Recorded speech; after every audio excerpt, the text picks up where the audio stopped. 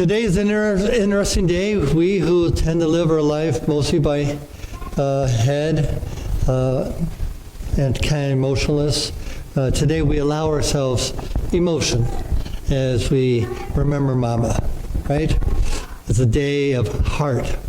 And we'll enjoy the day, and hopefully the moms especially will enjoy the day, but then tomorrow we'll stuff our feelings back down and go back to that dog-eat-dog world, where, as Dorothy Sayers used to say, where people live by line and rule and data and facts and head rather than heart and feeling and emotion.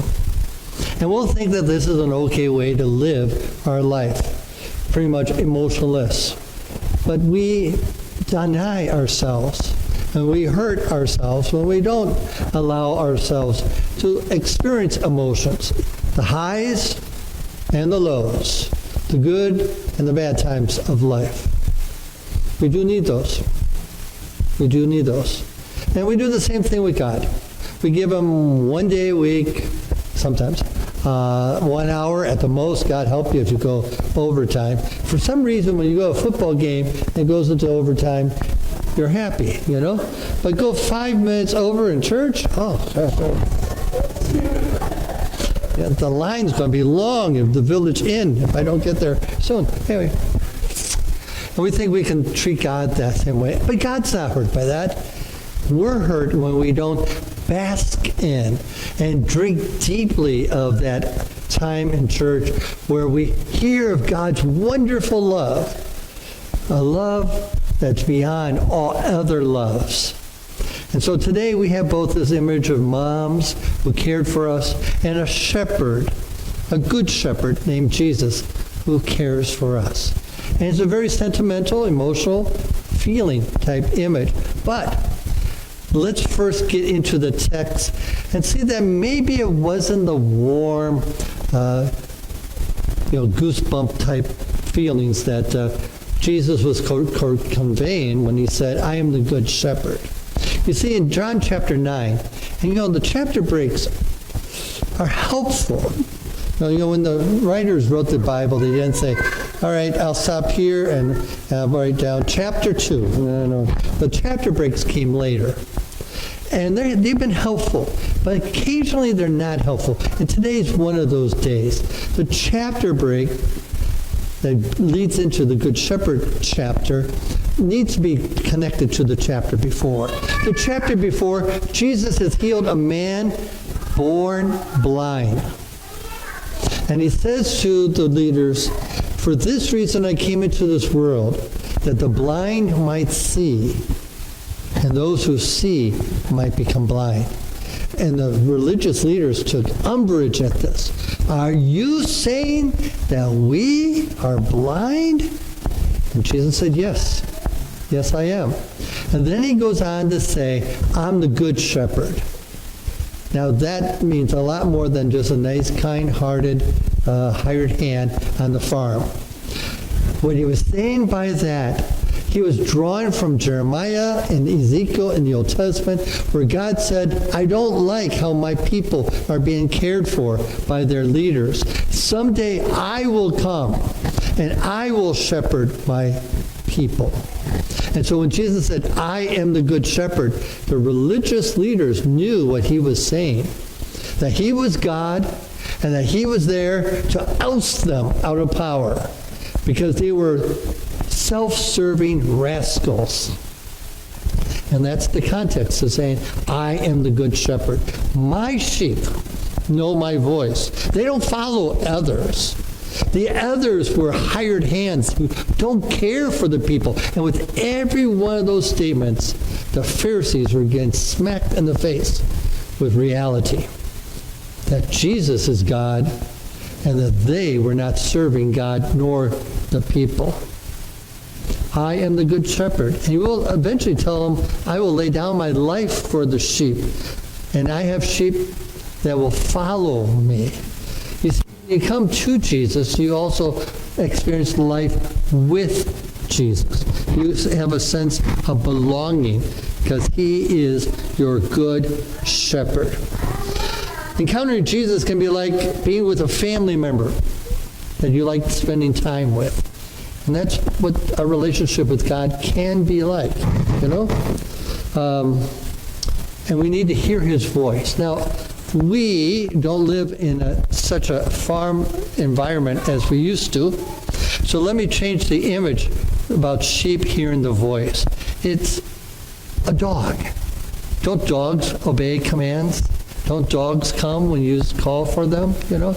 Maybe it's a little bit more like a dog.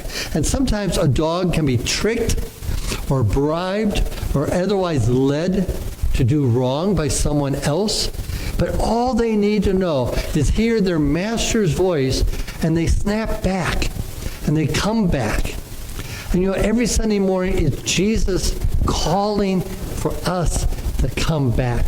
No matter what has transpired this week, whether you've done wrong, or you've been hurt, or you're facing difficulty, he calls you and says, I know you, I know what you're going through, and you belong to me. You belong to me. There was a lady named Sheila Walsh. Sheila is a Christian singer, known years ago for her radio hits on Christian radio. She was also a co-host on the 700 Club, kind of like a Christian talk show. But while she was before the camera, all smiles, inside she was going through a lot of heartache and pain and depression and basically mental illness, all right? All right? And so she kind of crashed. But that's when God became more real to her through a unique image about lambs. So I'll show you this about lambs. Every now and again, a ewe will give birth to a lamb and immediately reject that lamb. In fact, she'll kick it away if the shepherd tries to reintroduce the lamb to her. And so the shepherd has to intervene. They call them bummer lambs. And if he doesn't intervene, that little one will die not of hunger, but of a broken spirit. So he takes the lamb into his home, and he'll keep it warm by the fire and feed it with a bottle. And at some point during every day, he'll pick that little lamb up and hold it close to his chest and talk to it.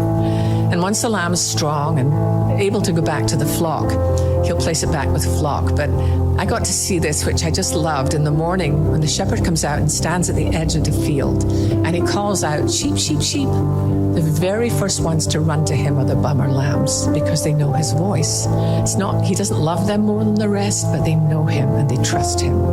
And I will be a bummer lamb for the rest of my life. And it's not as if Jesus loves his bummer lambs more than the rest. It's just that at our very worst, at our most broken, at our most hopeless, the shepherd came and picked us up and held us close, and we've heard his voice, and we will never, ever leave his side. It turned out not to be the bad news. It was the worst. It was the best news of all. I firmly believe that sometimes God will take you to prison to set you free. And that's what happened to me. There's a kid song, like, I am Jesus' little lamb. Maybe we should change that to I am Jesus' bummer lamb, you know? You know? He knows us. There's many perks of belonging to Jesus. One is that he goes before us. Isn't that a wonderful image? He goes before us. I showed the Bible study group a video of a lady named Sherry Kagi that I hope will sing here someday. And now that we have this piano, I can invite her. Sherry has this beautiful song about how the Lord, you go before us. And then she directs it towards the people. You know, he's already there before you get to those situations. Can you imagine that? He's there before the surgeon enters the operating room. He is there before you and with you before the doctor comes in and gives you your test results. He goes before you to be there to hold you when life is tough. That's what we've got as a perk, because we are his sheep. I know sheep is not a warm image if you think about it. Sheep are kind of dumb animals, you know. I'm not a farm boy, but I've been told that sheep will just graze and eat up all the grass. Sheep will graze and graze and graze, and they don't look. They don't look. They'll go easily just go over the cliff, you know, because they're grazing. So they're pretty dumb. But a shepherd loves those lambs. and he cares for them. At the end of the day, he inspects each one and talks tenderly to it. And as he's talking to it and calming it and comforting it, he's searching for wounds and scrapes and bruises and anything else that the lamb has picked up during the day. He wants to know everything about that lamb, that he can take care of it. And my friends, he knows you. And he knows what you go through. He knows your highs and your lows. He knows where the real wolves of life attack and would seek to destroy you. And he's there to protect you. Using others, but he's there for you. He goes before you. And the greatest perk is he said, I will lay down my life and I will give eternal life to them. That's the greatest gift. That's the ultimate gift. That's where everything eventually is aiming for, is it not? Where we can be with our shepherd forever and ever. And it says that when we get there, there will be no more pain, no more sorrow, no more dying. All that will be passed away in the light of the presence of Jesus, our good shepherd. And so that's what we've got going for us. Not just sentimental words, but strong words. He is the good shepherd. And we who have received that in our life, Jesus is the good shepherd, I think it's also a calling that we are to be like shepherds to one another within this church, care for one another, that we care for one another within our families. And so parents, be the best parents you can. Be the best neighbor you can, being caring towards others. Be a caring person in the school that you go to, or wherever God places you. Be God's caring person, with or without those Grace Bomb cards. I still like those cards. We have received a wonderful gift in Jesus, the Good Shepherd, and a high calling to be caring.